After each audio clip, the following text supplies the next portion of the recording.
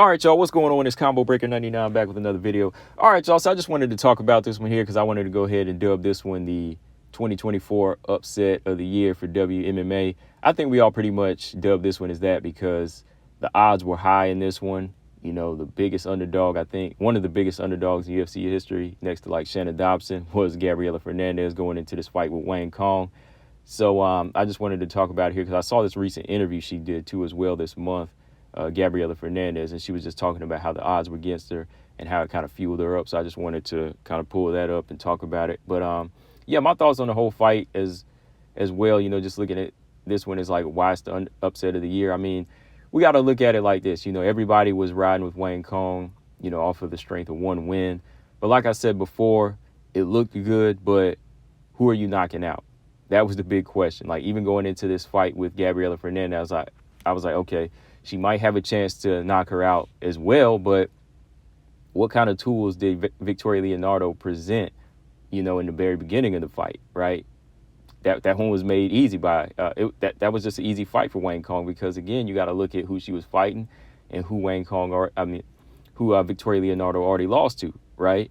So, again, it's just one of those situations. And it's just like when I was talking about Dakota. You know, I know Dakota is proven now. We've seen what she was able to do to Jenna Bishop, Tyler Santos. But in the very beginning, it's like, who are you beating? Okay, you're knocking a lot of people out, but who are you knocking out? Okay, now that she's knocked out somebody like Tyler Santos, now we can talk about her being a threat, right? But when you're looking at Wang Cong knocking out somebody that Manon already knocked out, Erin Blanchfield finished, Natalia Silva finished, you're like, okay, what weight does that really hold for Wang Cong? All right. And no, I'm not trying to say, oh, you know, I wanted to see Wang Cong lose or I picked against Wang Cong against, you know, Gabriella Fernandes because I want to see her lose. No, I wanted to see her stock rise. You know, I want to see a fighter like her rise up, you know, because she's one of the ones that's talking. She has an exciting style. So, yeah, but when it all comes down to it, you know, Gabriella Fernandes, she just had a style that kind of played perfectly against Wang Cong where she's explosive. She has power. But she also has a ground game and a submission game. And she was able to showcase both of those things in this fight, right? Whenever Wang Cong got careless, she landed that big left hand, put her down. Probably could have stopped her, you know, right there on the feet with some ground and pound, but she went in for a submission as well, you know. So that was a big upset, you know, because everybody was thinking that, you know, Gabriella Fernandes didn't stand a chance. But like I said, going back doing research, I was like, all right, I'm looking at her fights in LFA. You know, she's explosive. You know, she's durable. She's tough. So she definitely has a chance. But when she addressed it in this recent interview, you know, about being the underdog, she said, look, I don't care about that. I care about what I have to do to win. I need to focus on myself regardless of her height or the fact that I'm fighting in her home country. It was better for me, actually, because I already knew what it would be like. She had all the pressure to deal with being at home and the fact that she was undefeated. And I saw that as an opportunity. And that was one of the reasons, yeah, that kind of made me go back and say, all right, I got to pick Gabby because that's a lot of pressure on Wang Cong. You know, that's a lot of pressure on Wang Cong. She's got to live up to fighting in her home country, seeing all these other fighters get finishes on the card, right? You know, along with like Shi Ming, you know, score that big head kick, right? You know, they're all getting these finishes where, you know, she's going in there living up to that hype of that first finish. So, you know, she's got to go in there and do it again. That's how she's feeling, right? So that's a lot of pressure on her. You know, it's not like she's been in the UFC, you know, 5 fights deep. This is her second fight. So that's a lot of pressure on her. Whereas Gabriella Fernandes, she can just come in there and say, all right, I got to do what I got to do. I already know what her game plan is probably going to be. It's probably going to be to come in there and try to knock me out.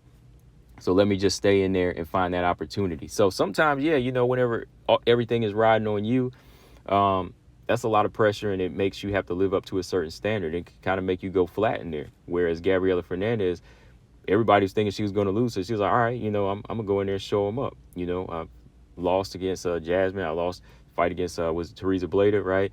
But in this type of fight, they just don't know. All right, you know, I got the skills. I got the explosiveness too. So it worked out in her favor, right? She also said it was like I won twice, you know, to win like that and get the bonus to win at her home against an undefeated girl. It's another obstacle out of my way.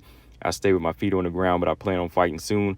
I'll just recover from the injuries and get back in there. It was harder to train while injured than fighting. Deep in there, I knew I was going to win. I said in an interview with the UFC before the fight, she's 6-1, but doesn't know yet. All right, so yeah, Gabby was talking her little trash too. You know, she said, okay, she's already 6-1. So I think she already knew what her game plan was, and she knew that, okay, this girl is gonna come in here and try to be dominant and finish me, but I know I got the skill set. And like she said too, man, look, this just proves how durable she is and how she can take shots and she can take punishment. I mean, she was training while she was injured. You know, Gabby was up in there training while she was injured, which when I heard that, I was like, oh, wow, okay. All right. So, yeah, much respect to Gabriella Fernandes. You know, hopefully she can build off of this one. But that's just what we needed, man. Sometimes you just need that wake-up call. Like when somebody comes in there like Wang Cong and kind of disrespects you and makes you seem like, okay, this is going to be an easy fight. It's going to awaken something in you. So hopefully from here for like fighters like Gabby, it makes them work harder and, you know, even talk a little bit, you know, because now it's putting her on the map. You know, she was seen as the biggest underdog. Hopefully she can, you know, take this thing and ride it so it can build up her stock and it can build up the stock for WMMA. But yeah, I definitely had to say this one was 2024 upset for WMMA because, you know, we didn't in the championship fights, you know, it was already expected that Valentina was probably going to get her belt back. For me, it was, you know, Juliana Pena winning her belt against Rocky. You know, they both kind of balanced out. You know, it really wasn't like an upset there.